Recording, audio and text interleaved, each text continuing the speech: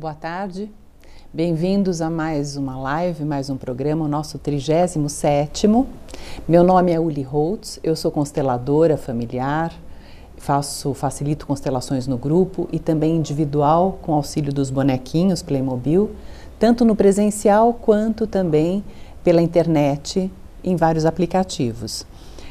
Eu sou também terapeuta familiar, trabalho em Sorocaba, quer dizer, moro em Sorocaba, mas atendo também em Itu, em constelações no grupo.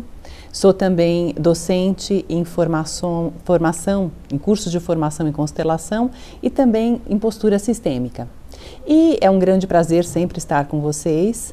Eu faço esses programas, gravo esses programas no intuito de disseminar também este conhecimento dessas leis básicas que regem os relacionamentos, dentro desse conhecimento que foi transmitido ou trazido por Bert Hellinger, terapeuta, filósofo, teólogo, pedagogo. E hoje eu estou aqui, né, para a gente conversar um pouquinho. Hoje eu vou fazer um pouquinho diferente o programa, eu vou responder as perguntas que me fizeram pela internet, pelo Face. Inclusive, se vocês quiserem, se vocês tiverem alguma pergunta, algum questionamento, algum tema interessante que vocês achem interessante, que talvez seja uma demanda de vocês e que vocês queiram ter uma dica ou olhar para isso, ter alguma informação de quais são talvez essas dinâmicas inconscientes que podem estar por trás desses processos. Vocês podem me mandar isso tanto no Face, né? Minha página é Uli Holtz Constelações Familiares, ou pelo WhatsApp, que é o 15 991 11 5467, e aí eu vou já trazer esse material para os nossos próximos encontros aqui. Então hoje eu até trouxe uma colinha para não me perder, porque às vezes eu tenho uma sensação de, puxa, será que eu já falei isso? E é tão esquisito olhar para um tubo aqui e lembrar ou ter em mente tudo aquilo que eu quero dizer. Então hoje eu trouxe uma colinha, vocês vão me desculpar, né? Ou até, talvez, nós vamos aproveitar isso dessa forma, vou começar a trazer isso também por escrito para facilitar também. Então, a primeira questão que me trouxeram, que foi também uma pessoa que assiste essas lives, e ela me perguntou o seguinte: como fica a questão do ponto de vista sistêmico quando um homem adota os filhos do primeiro relacionamento ou do primeiro casamento, digamos, da mulher dele? Então eu vou colocar isso aqui em bonequinhos para ilustrar isso. Suponhamos então que essa mulher teve um relacionamento com esse homem e teve uma criança desse relacionamento. E aqui podem acontecer muitas coisas, né, pessoal? Às vezes é uma adolescente que engravida e que tem um filho de também um adolescente, e de repente esse menino vai estudar, ela também vai estudar, mas essa criança cresce, o tempo passa, e de repente essa mulher encontra e entra na vida dela um outro homem. E esse homem fica um tempo na vida dela e talvez surja aquela sensação, puxa, então, que tal você me deixar adotar a sua filha? Ou, às vezes, vem o pedido da mulher e diz, puxa, por que você não adota essa menina? Quer dizer, nós já estamos juntos há tanto tempo, você, dentro do meu ver, é mais pai dela do que ele. De repente ele não foi um pai presente, talvez esse homem também não tenha participado tanto da vida dessa criança, talvez ele se sinta um pouquinho culpado por ter acontecido tudo do jeito que aconteceu, e talvez este homem e esta mulher resolvam propor para este homem que ele assine um termo passando a paternidade para este homem. E talvez esse aqui, digamos, nessa consciência pesada por não ter participado de fato da criação e da vida dessa menina, ele talvez concorde e assine esse termo. E como é que a gente olha para isso do ponto de vista sistêmico? Do ponto de vista sistêmico, isso encrenca completamente o sistema, porque está completamente fora de ordem. Né? Isso acaba com a ordem dentro do sistema. Eu não sei se vocês se lembram, quem estiver chegando hoje, eu sugiro que até assista as últimas lives, ou as primeiras lives, onde eu falo um pouquinho sobre essas 3 leis básicas, que são a lei do pertencimento, a lei da hierarquia e a lei do equilíbrio. Então, esse ato, ele já fere, numa primeira atacada, essa lei do pertencimento, porque este pai, ele se exclui da vida dessa filha. E ele também é excluído da vida dessa família como um todo. Só que essa criança, essa filha, ela é filha biológica deste pai. O DNA dela conta a história dele e não a história dele. Então, o que acontece aqui? Essa menina se ressente e esse pai perde o direito a ela. Então, deste lugar onde essa criança pode ser filha biológica desse pai, mesmo que ele não tenha ficado na vida dela. E eu estou dando um exemplo aqui de um pai adolescente, mas poderia ser um pai que de alguma forma sumiu da vida dessa criança. Ou poderia ser um homem que de repente morreu muito cedo. Ainda assim, o DNA dessa criança conta a história deste pai biológico, do encontro dele com a mãe biológica dela. E quando isso é respeitado e visto pelo novo casal, essa menina, ela pode tomar a vida deste pai biológico, dizer sim ao que aconteceu aqui, porque lembra, gente, mesmo a criança aqui, mesmo o que foi difícil, mesmo se trata de uma mãe adolescente, de um pai adolescente, para esta criança seria ela dizer: "Uhul, que bom que vocês, encrencados", e talvez até dentro de um ponto de vista parcial e responsáveis, vocês tiveram esse encontro e nasci eu desse encontro. Ou seja, na criança tudo deu certo. Então, ela poder tomar este pai biológico, a vida que veio através dele, e também receber e aceitar, através do respeito deles a tudo o que aconteceu, tudo o que este homem, este vice-pai, pode oferecer em termos de segurança, de passar princípios, de manutenção de vida, no dali para frente. Então, respondendo essa pergunta, como é que fica isso? Um marido da mãe adotar os filhos dela com outro homem, isso está completamente fora de lugar. E isso encrenca muito. No caso, a mesma coisa, teve uma outra pessoa que me perguntou sobre crianças herdadas. Como é que é isso? E eu não sei se é uma coisa muito comum aqui, mas, por exemplo, na Alemanha, eu tenho uma irmã que mora na Alemanha, e na Alemanha, quando morrem, por exemplo, os pais biológicos, essa criança, quem tem a tutela dela, digamos, é o Ministério Público. Então, o fato de os pais morrerem não quer dizer que essas crianças serão ou ficarão na família.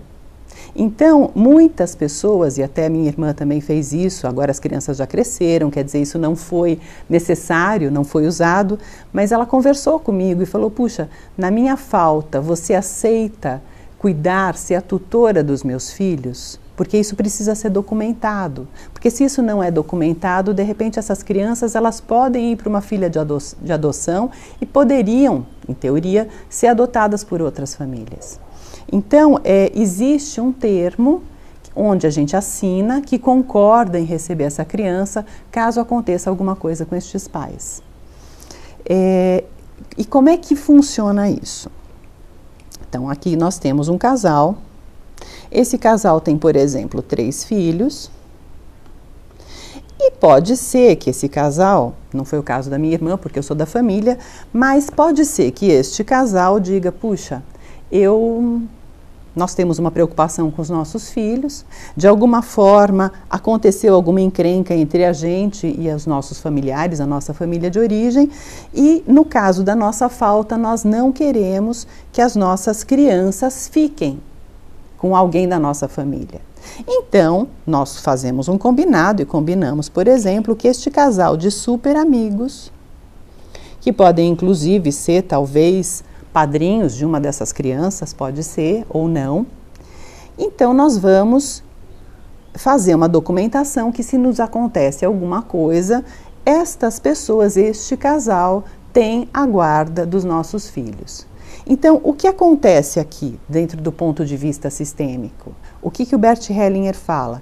Isso também causa desordem, isso está completamente fora da ordem. Por quê? Estes pais, digamos que eles faleçam, né? Então, eles não estão mais presentes. Essas crianças, o DNA delas conta a história destes pais. Só que a história destes pais é contada, digamos assim, eles contam a história do encontro dos pais deles, ou seja, estas crianças pertencem a este sistema familiar. E o que a gente percebe nas constelações é que é muito mais pacífico para as crianças estarem na sua comunidade de destino, ou seja, na sua família de origem, da forma que for, ao invés de ficar numa família estranha. Mesmo porque também aqui isso funcionaria como adoção. É como se este casal adotasse estas crianças. E aí a gente entra de novo naquela mesma dinâmica da adoção. Então, quando uma adoção é boa, quando é que uma adoção é uma adoção pacífica, uma adoção que traz leveza, que traz harmonia, tanto para este casal quanto para essas crianças que seriam, digamos, adotadas. Quando existe uma intenção única de fazer por eles, de oferecer para eles um teto, manutenção de vida. Mas o que acontece quando essas crianças vêm de uma fatalidade dessas? Morreram os pais, existem parentes, existem tios, existem avós, a prioridade é deles. Uma adoção, neste caso, só seria boa se não houvesse ninguém disponível para ficar com essas crianças, se não houvessem avós, se não houvessem tios, e aí mesmo que essas crianças fossem separadas, porque o que pode acontecer aqui também, de repente não dá para uma família ficar com mais 3 filhos, se ela já tem 2 ou se ela já tem 3 filhos próprios, mas é mais fácil encaixar um na família, e de repente um outro irmão pega outro, um cunhado pega outro. Para as crianças, isso traz, digamos, essa fatalidade acontecida, traz essas sequelas também, essas rebarbas da separação deles. Mas, de novo, pessoal, quem somos nós para dizer o que é melhor, o que é certo, o que é errado? Porque, de alguma forma, quando a gente vibra ali malha de ferro, é o ímã que nos atrai. E, de alguma forma, essas crianças também estão numa situação onde, por ressonância, onde, por sincronicidade, eles estão nesse lugar. E aí o que acontece é aquilo que é possível. Então, quando existe condição dessas crianças ficarem nas suas famílias, o mais pacífico, o mais ordenado é que elas fiquem nas suas famílias de origem. Da mesma forma, quando a gente encontra, por exemplo, crianças abandonadas, né? E tem também o juiz baiano, que também é meu professor, dentro da pós-graduação de Direito Sistêmico, ele trouxe para a gente também um exemplo de um casal que eles eram drogadictos e eles tinham filhos, eles moravam com esses filhos na rua. E também o Ministério Público tirou essas crianças deles e veio para ele decidir o que fazer, como, para onde orientar, para onde encaminhar essas crianças. E ele também trabalha com constelação e a conclusão, digamos, foi que essas crianças ficassem num lar provisório. Então, num lar provisório, as crianças, elas têm direito a continuar pertencendo a estes pais. Então, esses pais, eles têm, por exemplo, a supervisão também. Eles precisam fazer um tratamento, nesse caso específico eles fizeram, eles tiveram recaídas, eles amam esses filhos, então eles sempre procuraram saber dessas crianças. Essas crianças, se pudessem, voltariam para as ruas só para poder ficar com pai e mãe. E quando existe, digamos, uma família que os acolhe, onde existe assim, é uma condição transitória, estes digamos, cuidadores dessas crianças, eles também têm um olhar para estes pais. Então, uma coisa que também é importante, e quando eu fiz um trabalho também